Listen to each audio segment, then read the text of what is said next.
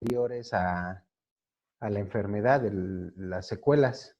Es como que mucha gente no hace caso a eso y vienen complicaciones y nos mandó a hacer estudios. Entonces me tocaron citas justo en horas de clase, pero ahí les dejé la clase grabada. No sé si la viste, Juan Pablo. Sí, sí, la vi, fue la de las, las teorías de la oferta y Exactamente. la teoría de la demanda. Sí, sí, Sí. las pude ver. Qué bueno, Juan Pablo, porque era importante esos temas.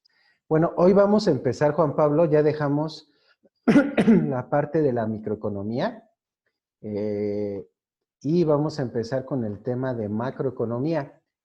Vamos a dar una introducción y vamos a empezar a ver algunas variables macroeconómicas hoy y luego la semana que viene vemos otras porque son bastantes, Juan Pablo, ¿sale? Entonces, mira, dice la introducción a la macroeconomía. Macroeconomía, como lo vimos desde la primera clase, Juan Pablo, pues es una vertiente de la economía, de la ciencia económica, la micro y la macroeconomía.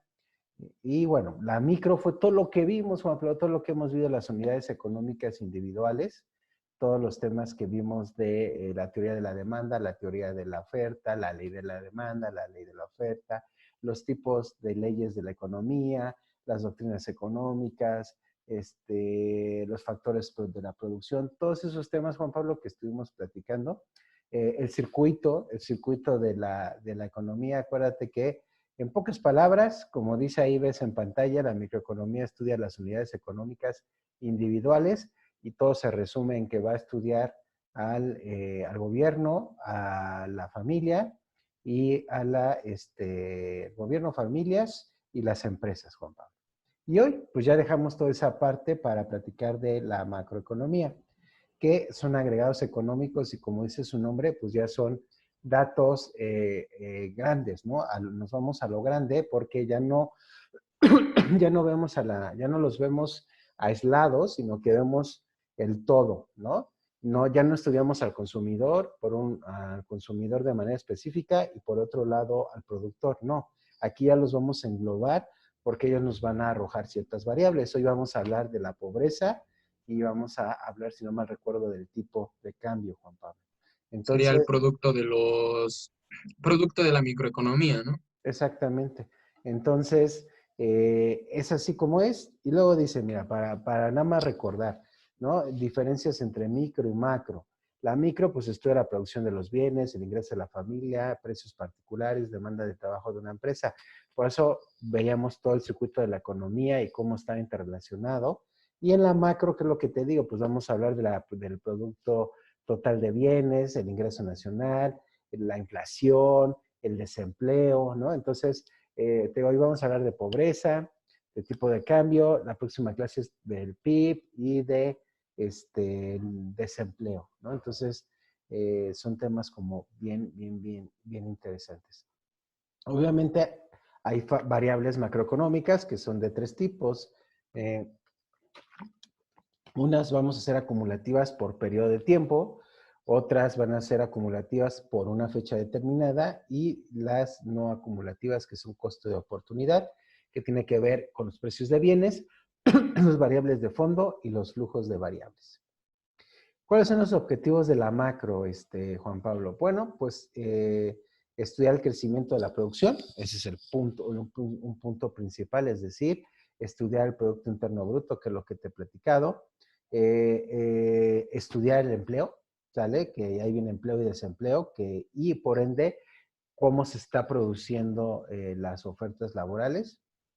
Y por último, pues busca estabilizar los precios, cómo bajar la inflación, ¿no? Esos son como los objetivos de la macro, por eso tiene que ver mucho el tema del tipo de cambio, etcétera.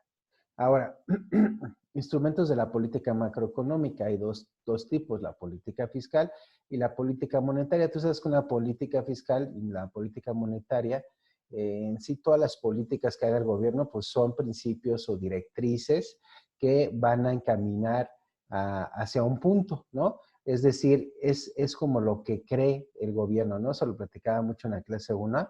Por ejemplo, nuestra política económica es una política económica hoy que pocos podríamos describir, Juan Pablo, porque no termina siendo neoliberal, porque definitivamente eso lo quitó el presidente, pero tampoco termina siendo socialista, porque eso tampoco lo podemos definir así lo que estamos viviendo, Juan Pablo, ¿no?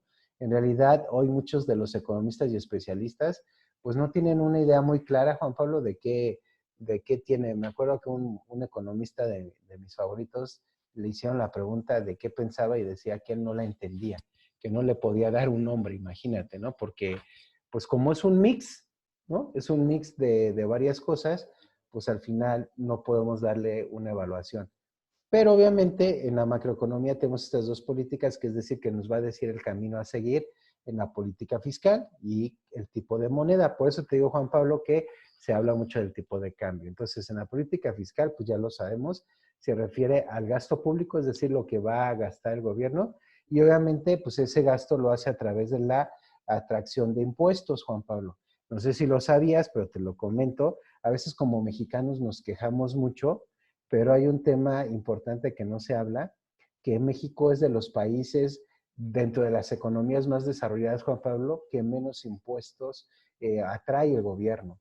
Entonces, de repente, sí es como chistoso para mí, Juan Pablo, escucharnos, porque nos pasa a ti y a mí, es que pagamos muchos impuestos y en realidad no los pagamos muchos impuestos, son pocos lo que pagamos y obviamente el gobierno no tiene mucha entrada de dinero. En Inglaterra, por darte una idea, ¿no? Tú pagas impuesto por cada pantalla de televisión que tienes en casa, por cada cuarto que tienes en tu casa, ¿no? Y mucha gente te dice, bueno, pero es que en Inglaterra les pagan los sueldos para poder pagar esos impuestos. Eso también es correcto, Juan Pablo, ¿no? En Inglaterra alguien gana el dinero suficiente para pagar todo eso. Tú y yo no lo ganamos. Si de repente nos dijeran, te voy a cobrar impuesto por pantalla, pues nos volvemos locos, ¿no? Pero al final hay una cosa que el presidente ha hecho muy bien, Juan Pablo, que es perseguir a las empresas grandes, morosas y que no quieren pagar. Entonces, eso es importante porque la recolección de impuestos es muy importante. Y obviamente la política monetaria, que es el control de las tasas de interés y todo lo que tenga que ver con el sistema bancario, Juan Pablo. En cuanto al tema de tasas de interés, pues es un tema complicado, te lo puedo decir, Juan Pablo, porque no han disminuido. Por eso te digo que el presidente al final que lo acusaban de socialista, ¿te acuerdas? Y que iba a poner a México de cabeza, realmente no ha hecho grandes cambios porque las tasas de interés siguen siendo igual de feas, igual de altas, y él la verdad es que no ha metido la mano. Entonces te das una idea de que al final mucho de su política económica termina siendo del estilo neoliberal, es decir, creyendo en la libre oferta de la ley de la demanda, ¿te acuerdas? De la libre operación de la ley de la oferta y la demanda, y obviamente las tasas de interés pues también son parte de todo esto. Pero en pocas palabras, la macroeconomía muy en específico se va a enfocar en la política fiscal y en la monetaria. El flujo circular de la economía, acuérdate que empezamos con gasto en los bienes finales, luego vienen las empresas, todos los costos de producción y llega todo esto a los hogares, que eso ya lo hemos platicado. Oferta y demanda agregada, que también ha sido un tema que hemos platicado, de consumo inverso, gasto público, impuestos, exportaciones, todo esto lo que vamos a desglosar entre esta semana y la otra que viene. Márgenes y beneficios de producción, mercado de trabajo, etc. Y bueno, ya lo habíamos visto, ¿te acuerdas? En la ley de la oferta y la demanda, tiene que existir un equilibrio en esa curva en donde se encuentran. Cuando estamos en un nivel de precios equilibrado, como está aquí, el punto de equilibrio, pues este es lo magnífico. ¿Qué significa eso, Juan Pablo? ¿Te acuerdas? Que existe la misma oferta con la misma demanda, en pocas palabras. Entonces hay un perfecto equilibrio en la economía, cosa que luego realmente no pasa. ¿Vale? Economía perfecta le llamaban, ¿no? Exactamente, exactamente. Entonces, hoy vamos a empezar con el primer tema, que es, vamos a ver, déjame cuál me abre primero el tipo de cambio. Déjame ver, porque creo que el de pobreza, porque el de pobreza sí ya lo tengo aquí, va más con el desempleo. Espérame, porque tengo aquí la presentación, desempleo. Déjame escoger cuál nos conviene más en el día de hoy. Sí, va a ser desempleo y pobreza, ¿sale? Voy a empezar con el desempleo y luego nos echamos pobreza. ¿Te late, Juan Pablo? Esos son variables macroeconómicas, ya le tienes que poner ahí tu variables macroeconómicas, el desempleo. Dice, el concepto de desempleo es la falta o pérdida del empleo de las personas que estando en edad de y condiciones y disposición de trabajar carecen de oportunidades también de oportunidades de empleo, también llamado paro en algunas situaciones, ¿no? Entonces, en pocas palabras, mi estimado Juan Pablo, ¿qué es el desempleo? Pues cuando estás en condiciones de trabajar, fíjate, esa es la palabra clave, Juan Pablo, ¿eh? Cuando estás en condiciones de trabajar y disposición, Juan Pablo, y entonces pierdes tu trabajo, ¿no? Y estando en la edad de hacerlo, porque mucha gente, hay que tener mucho cuidado, Juan Pablo, por ejemplo, tú estás joven, fuerte, no sé si estés trabajando ahorita, ¿no? Pero hay gente que si estás trabajando, que a tu edad decide no trabajar, ¿sí te das cuenta? Pero no se le puede llamar desempleado, porque al final, pues no es que haya perdido un empleo o que ni siquiera lo esté buscando. Eso es lo que vamos a aprender ahorita, ¿no? Porque no tienen la disposición, se puede decir. Exactamente. O Juan Pablo, hay una persona que hoy por hoy, te digo, sufrió alguna enfermedad, algún tema que se cayó, quedó discapacitado y ya no puede trabajar.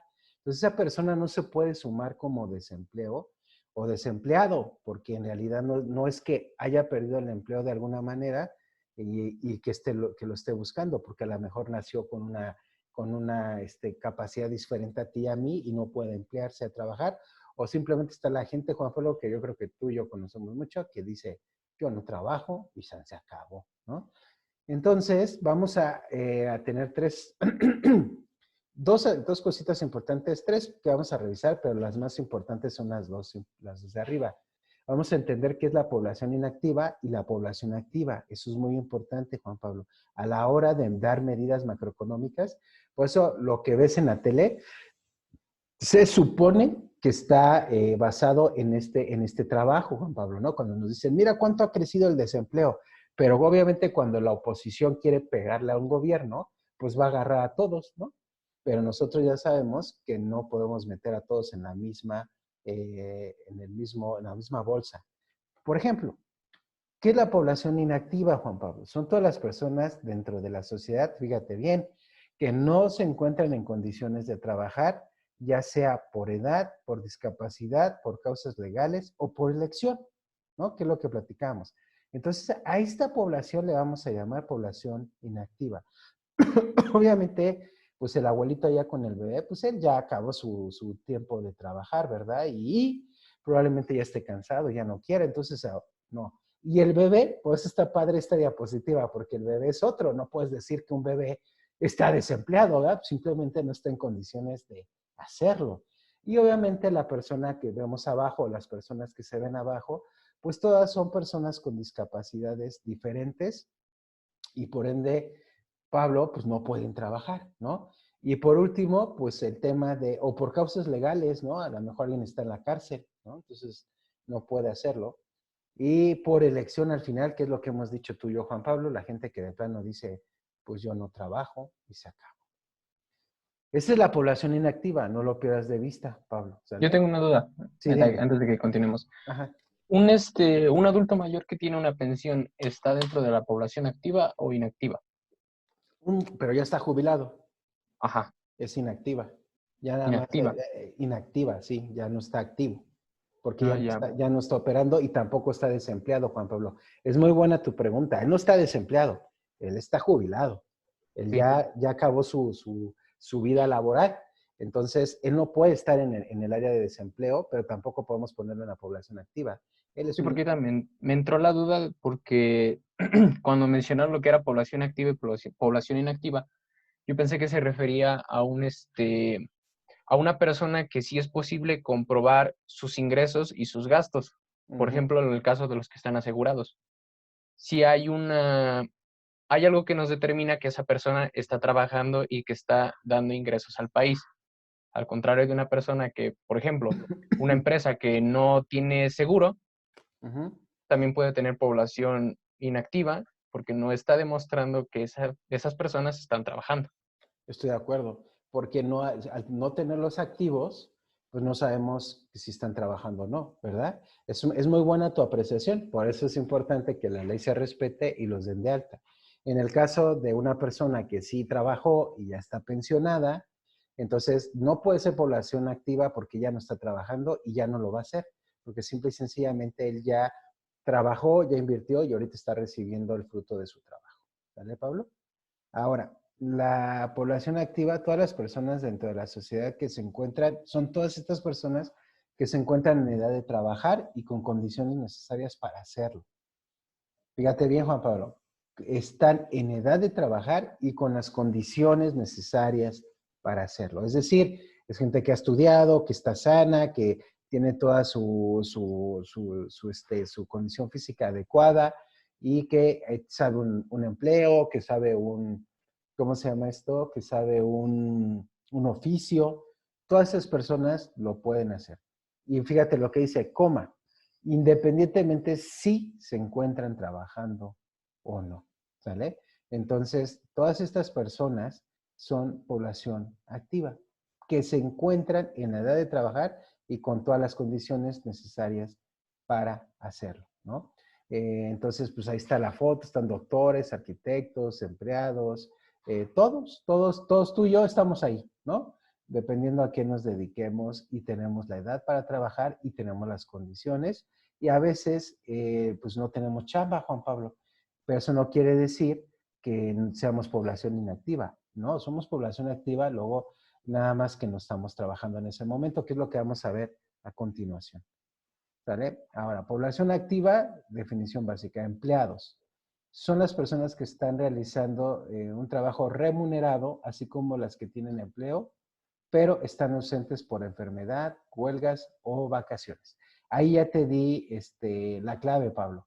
La población activa sí son todos los empleados, pero son únicamente los empleados que están trabajando o bien que están ausentes por un tema de vacaciones, hay huelga o por una enfermedad, pero están trabajando, Juan Pablo. No están recibiendo su pensión. Es que sí están trabajando, ¿no? Los desempleados son las personas que no están ocupadas, pero han buscado trabajo activamente o están esperando a volver a trabajar. Entonces son estas personas que te voy a repetir, ¿no? Que se quedan sin trabajo, pero están buscándolo, ¿no? Sí, ojo Juan Pablo, si la persona que tiene la pensión se pusiera a buscar trabajo, sería una población activa. Eso sí hay que hacer la diferencia. ¿Por qué? Porque aunque ella tiene su pensión, por ejemplo, mi papá, Juan Pablo, creo que trabajó un año extra en el tema de, él ya ha pensionado, jubilado Bancomer, ya tiene su pensión, Pablo, pero mi papá quiso trabajar. Entonces se buscó un empleo donde no tuviera que cotizar para que el IMSS no se diera cuenta y le cortara la pensión. Entonces encontró un trabajo donde no cotizaba el IMSS, lo que tú y yo hablábamos, ¿no? No hay manera de comprobar que esté trabajando y solamente trabajaba por comisiones. Pero mi papá en ese momento sí regresó a ser población activa, ¿ves? Porque estaba en la edad y con las condiciones de hacerlo, aunque tenía una pensión. Si mi papá no hubiera buscado eso, él sería población inactiva por completo, ¿va? Luego viene está más bien un esquemita, ¿no? Definiciones básicas del desempleo, población activa, inactiva, ocupada, desocupada y la estructura laboral. Es importante que si algún día manejamos estadísticas, pues por eso sepamos la diferencia entre ambas. Ahora sí hablemos de tasa de desempleo, ¿no? Dice, la tasa de desempleo es el porcentaje de la población activa que se encuentra desempleada pero buscando activamente el empleo y dispuestos a trabajar, mi estimado Pablo. Entonces, la tasa de desempleo es el número de desempleados entre la población activa. Acuérdate, ¿quién es una persona activa y desempleada? Alguien que está buscando trabajar y que está dispuesto a hacerlo. Una persona que está en su casa no le podemos llamar desempleado. A ese Juan Pablo le llamaríamos, en términos vulgares y comunes, huevón, ¿no? Es la palabra, ¿no? No está haciendo nada y no quiere hacer nada. Mande, Juan Pablo. No digo que un nini. Un nini, para que no suene tan feo, ¿no? Entonces, dice, tasa de desempleo en México para 2015, está el datito aquí, 2.4 millones de desempleados mexicanos están desempleados, lo que se traduce en una tasa de 4.6%, más o menos. Ahora vamos a ver los tipos de desempleo. Esto es importante, Juan Pablo, porque tenemos que ubicar, ok, yo soy de la población activa que no tengo trabajo, que estoy buscándolo activamente, entonces, ¿en cuál caigo? ¿No? Es interesante. ¿Qué tipo de desempleado soy? ¿No? Entonces, tipo de desempleo. El primero, paro estacional. Es un paro que se produce debido a las fluctuaciones estacionales en la oferta o la demanda de trabajo. ¿Ves por qué macro se ve después de micro? Porque tienes que, tú ya ahorita ya nos hablamos igual, Juan Pablo, tú ya sabes que la oferta y la demanda, ¿no? Entonces, se hace un paro estacional cuando hay diferencias o fluctuaciones entre la oferta y la demanda de trabajo, por ejemplo, la agricultura y el turismo, ¿no? Entonces, Juan Pablo, no toda la gente, y tú sabes que en el turismo y que en otros sectores te contratan por periodos, ¿no? Porque no todo da el año, ¿no? Por ejemplo, hay productos de la agricultura, Juan Pablo, que hay gente que cosecha naranjas, limones o diferente y tiene que vender en 3 meses, 4 meses toda la producción y con eso viven todo el año, porque ya no vuelven a trabajar de otra cosa, aparentemente, ¿no? Entonces, sí existe este tipo de, ¿cómo se llama? De desempleo, pero es un desempleo estacional nada más, Juan Pablo, porque también en los hoteles, cuando viene diciembre, cuando viene verano, cuando viene Semana Santa, hay un incremento de contrataciones temporales por la cantidad de huéspedes que vamos a recibir, de turistas. Pero mientras sean temporadas bajas, pues por eso decimos que existe una fluctuación. ¿Estamos de acuerdo, Pablo? Entonces es una fluctuación dependiendo la estación. Ahora, Perdón, ¿qué es una fluctuación? que está así, que está cambiante, pues, está Ok, fluctuando. O sea, una variable. exactamente, hoy hay trabajo, mañana no. Mañana sube, mañana no. Entonces, siempre que está eso, pues está difícil, ¿no? Por ejemplo, Juan Pablo, yo aquí en Querétaro, no sé si allá tú hayas visto por donde vives, mmm, hay un local grandísimo en una de las avenidas principales, Juan Pablo, de Querétaro, grandísimo local. Yo creo que ellos han de ser los dueños porque si no es un gastadero, que solamente se abre, Juan Pablo, cuando viene Navidad. ¿Por qué? Porque ellos importan muchos adornos. Es una tienda para Navidad. Está hermosa. Tú hasta te sientes como en Europa, una cosa así.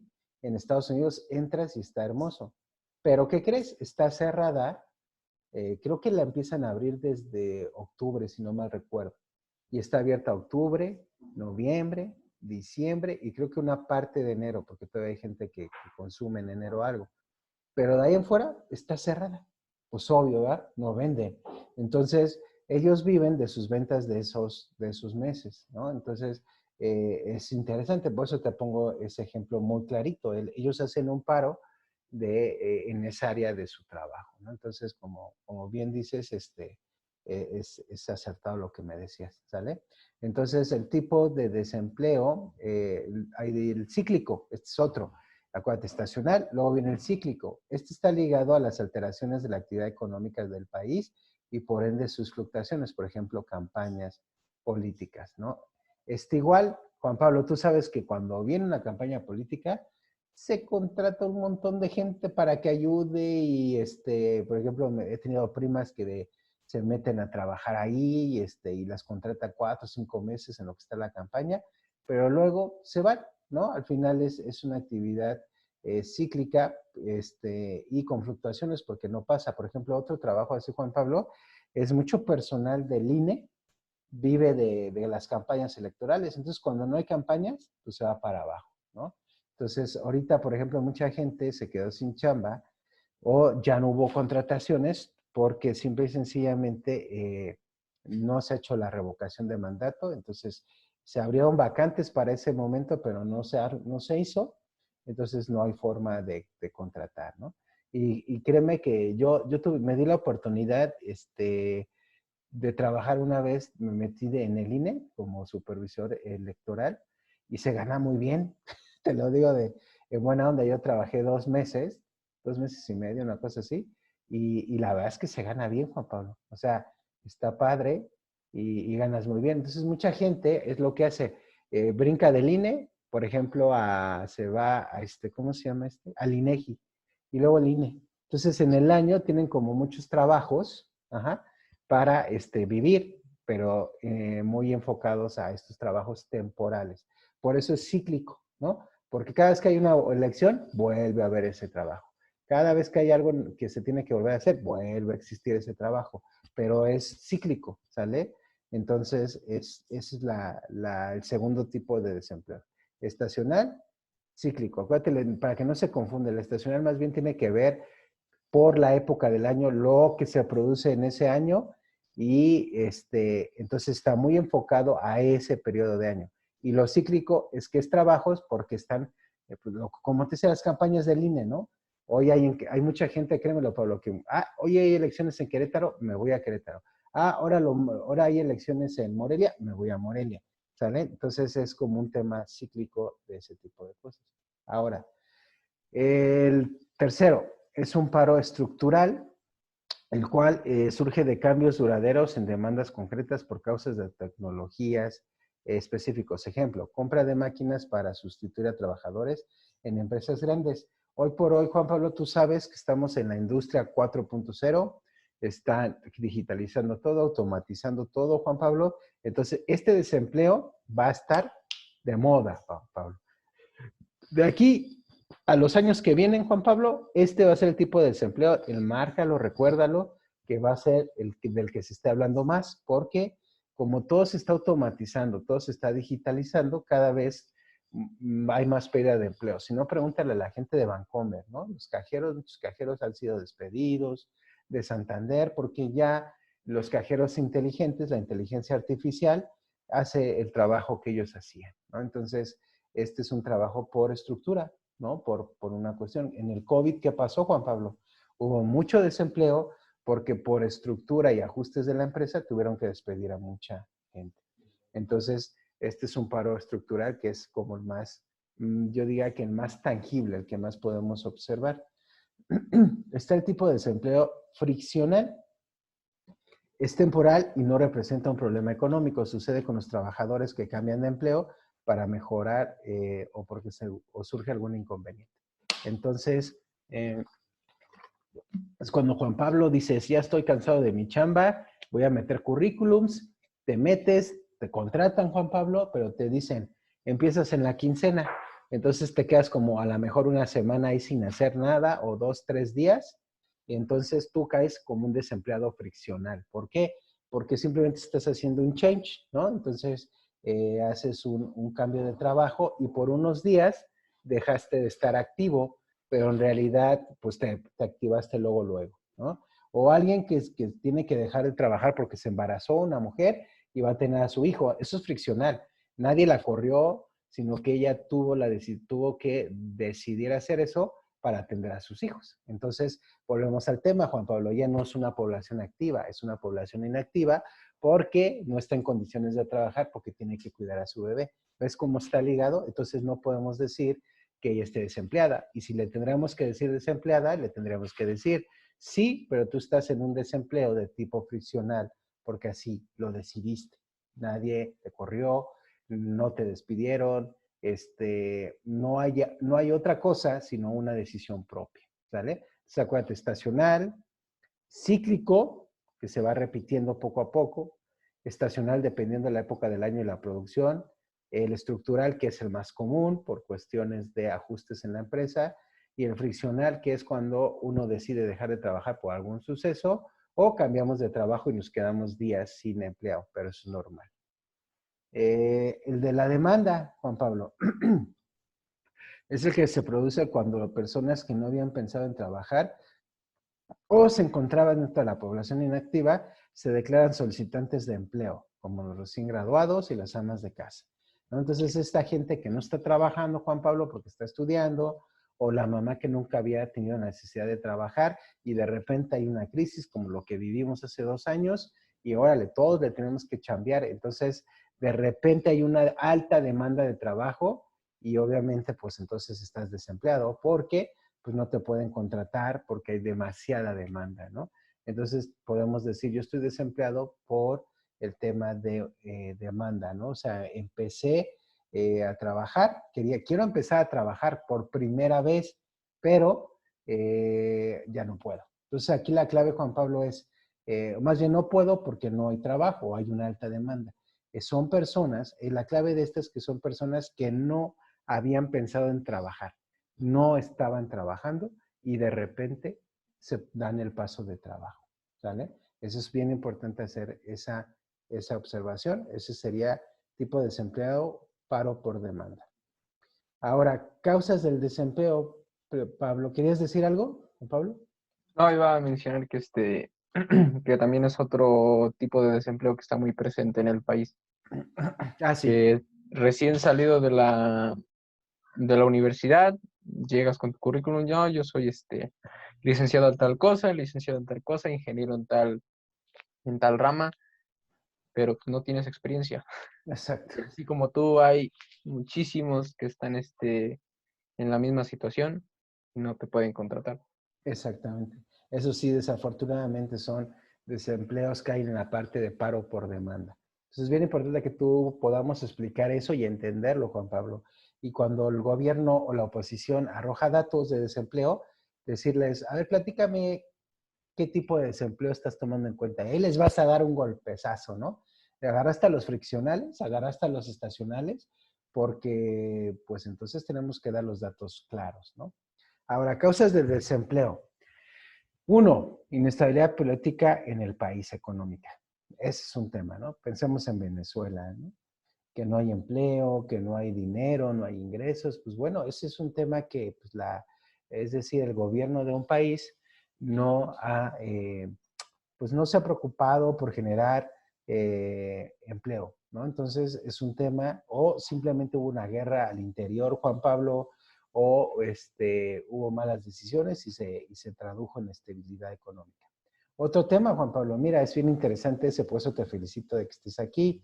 Falta de preparación académica, ¿no? A veces queremos trabajos, encontrar trabajo, pero no tenemos no tenemos carrera, ¿no? Entonces, ¿cómo te contrato, no? Si no tienes la preparación para hacerlo. Entonces, pues también es una variable. La explosión demográfica, es decir, un crecimiento desmedido de la población, por lo que no se puede empezar a dar trabajo a todos. Dame un minutito, Pablo, dame un minutito nada más. Esto voy a seguir para no tocar. Perdón, es que traía las llaves de la casa. Entonces, explosión demográfica, ya sabes, hay un aumento disparado de la población y obviamente pues el mercado de la oferta, hablando de términos laborales, no alcanza a cubrir a todos, ¿no? Mucho de eso, al contrario, por ejemplo, en mi estado donde vivo, Juan Pablo, es lo contrario, o sea, Querétaro genera mucho empleo, está generando mucho empleo, por eso mucha gente está viniéndose para acá. Obviamente, el empleo de Querétaro está muy, muy, muy delimitado, muy marcado, que es el tema industria aeronáutica, industria automotriz, algo de turismo y unos temas, ¿no? Pero en eso sí hay como mucha chamba. Los ingenieros industriales, los ingenieros electromecánicos, ¿quién más puede encontrar trabajo aquí? Sí, los industriales, los electromecánicos, los de sistemas, pues por supuesto la educación, al momento que crece Juan Pablo, un estado en explosión demográfica, pues también hay necesidad de escuelas, docentes, ¿no?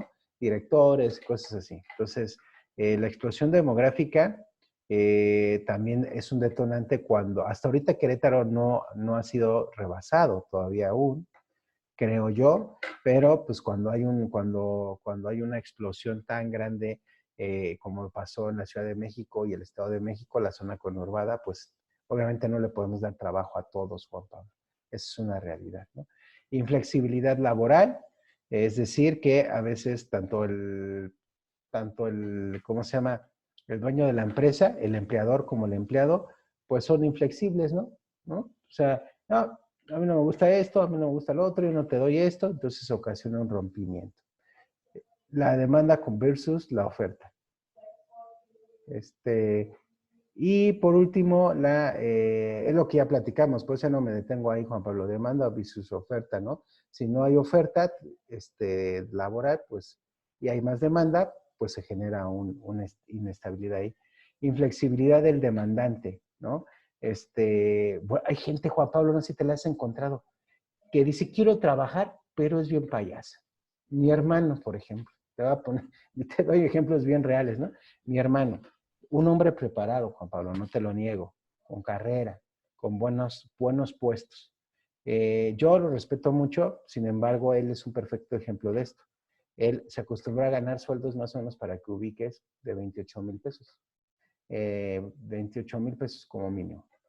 Y de repente lo despiden de su trabajo y durante 2 años y medio se la pasa buscando trabajo, Juan Pablo, pero le hacían ofertas y nunca las aceptaba porque no eran los 28.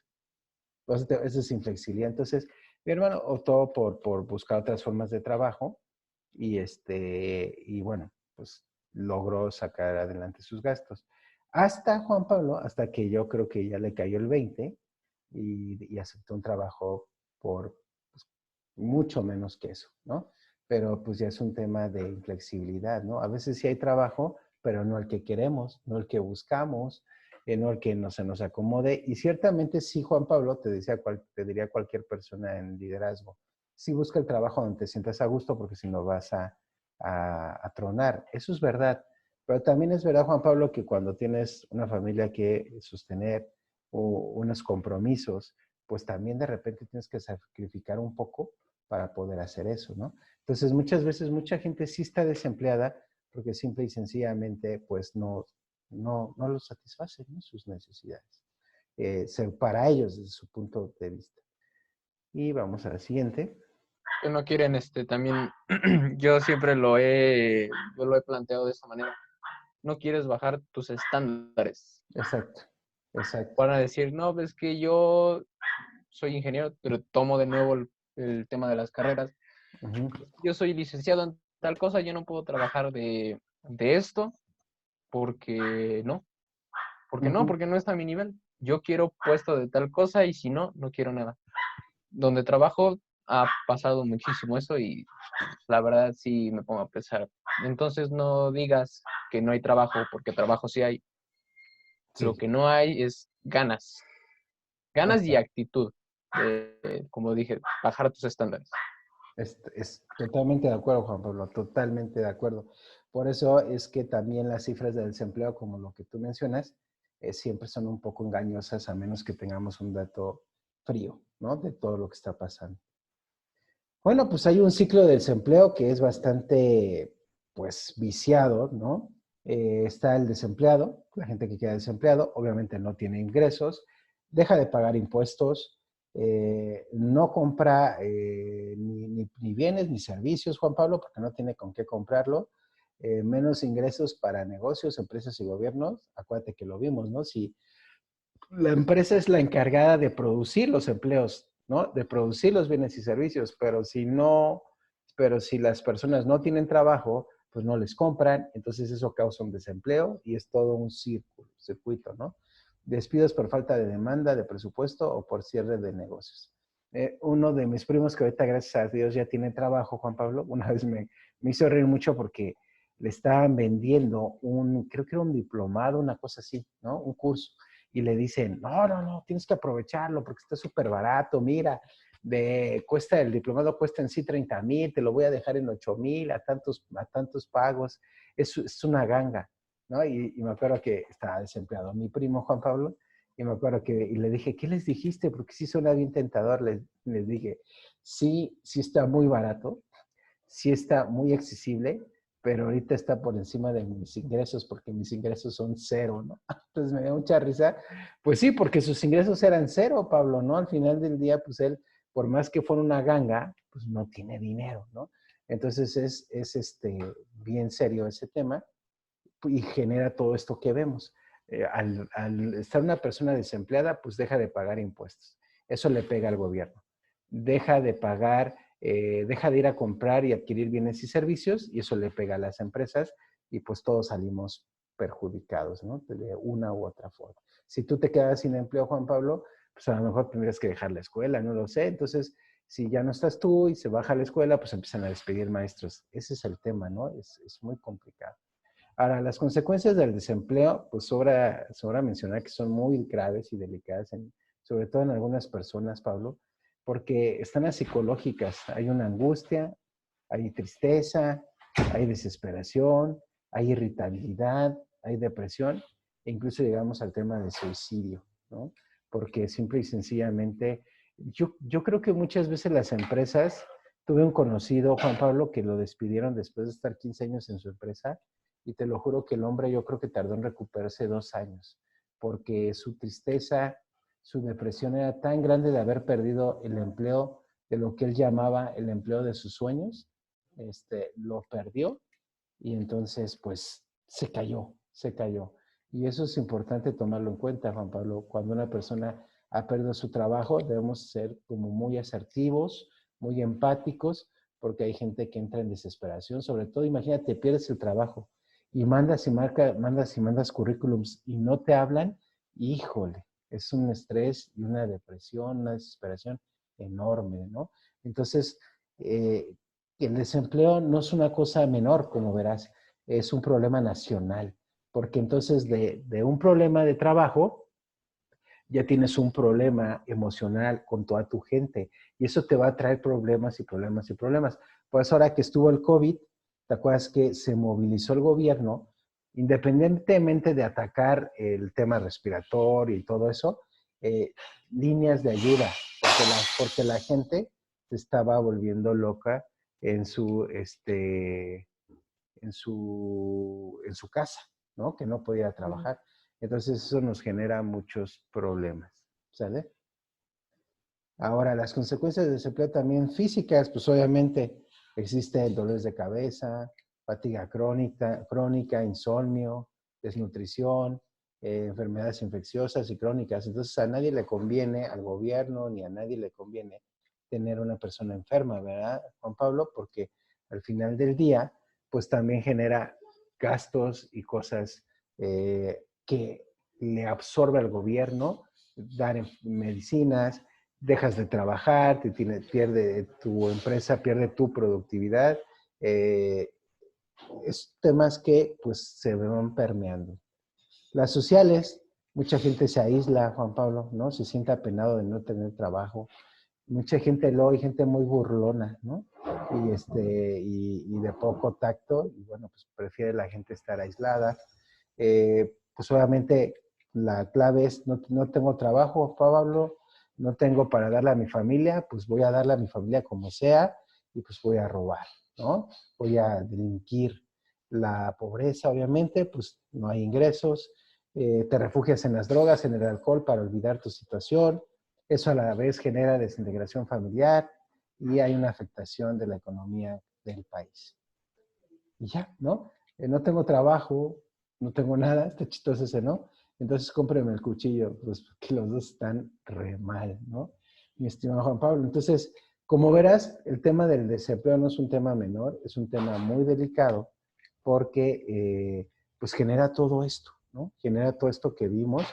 Por eso es que es muy apremiante que el gobierno siempre tiene que estar buscando la forma de tener la economía viva, tener la economía activa, que se estén generando empleos, porque si no, todas estas consecuencias se van a arrastrar. Y tú sabes, tú y yo sabemos, Juan Pablo, que un tema que ha ganado la delincuencia organizada es algo muy sencillo. Hay sueldos bajos en México, hay desempleo, ¿qué llega al narco? ¿Qué dice Juan Pablo? Ven, te voy a contratar. Por ahí escuché que te pagan 50,000 a 60,000 pesos por muerto, Juan Pablo. Si te toca matar esta semana a 3 muertos, pues ya te embolsaste 150,000 pesos, ¿no? ¿Quién te los paga, Juan Pablo? Ni siquiera una empresa poderosa, ¿no? Entonces, es ahí que se le genera muchos problemas al gobierno de que no haya una economía viva y activa. Entonces, no es un tema menor. Vamos a ver nada más 2 diapositivas, Juan Pablo, del tema de la pobreza, porque pues ya se nos está acabando el tiempo, pero sí quiero empezar contigo a verlo. Déjame ponerlo. Y, no. Mientras, tengo una Mande. duda. Es totalmente alejado de lo que estábamos viendo ahorita, ¿Qué pero cosa? estuve Ah, ya, leyendo ya. un poco un poco del contenido que nos dejó hace unas cuantas clases de Ajá, microeconomía todavía. sí, Y había una parte que mencionaba los ingresos y los gastos marginales de una empresa. ajá, ajá. me quedó claro cuando, bueno, leí lo que eran los ingresos y los costos medios, que es lo Ah, que el ingreso es lo que una persona obtiene por producir una unidad, el costo es lo que te cuesta producir esa unidad. exactamente. El costo marginal, lo que entendí era que era un costo que tenías por producir más, una unidad más o una unidad menos, Ajá, exacto. pero el ingreso marginal no lo entendí. Es lo mismo, es esa diferencia que existe entre lo que estás percibiendo, Juan Pablo, y lo que te alcanza alcances a comprar con eso, ¿no? Por ejemplo, tú tienes un ingreso marginal que lo tienes que comparar con el nivel de costos de los precios. Entonces, ese ingreso tú lo tienes que estar comparando y estar revisando si para qué te está alcanzando y para qué no te está alcanzando ese ingreso.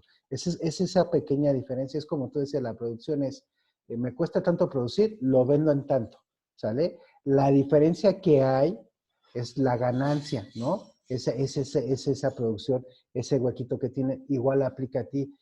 Hay ingresos marginales que decimos, por ejemplo, Juan Pablo dice, yo gano 50,000 pesos, ¿no?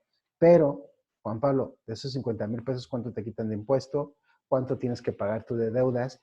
Eso que al final te vienes casi quedando tú, es como esa diferencia entre tus costos y tus gastos. Entonces, tu ingreso marginal o tu ingreso real sería esa brecha, ¿vale? Esa brecha de ahí en medio.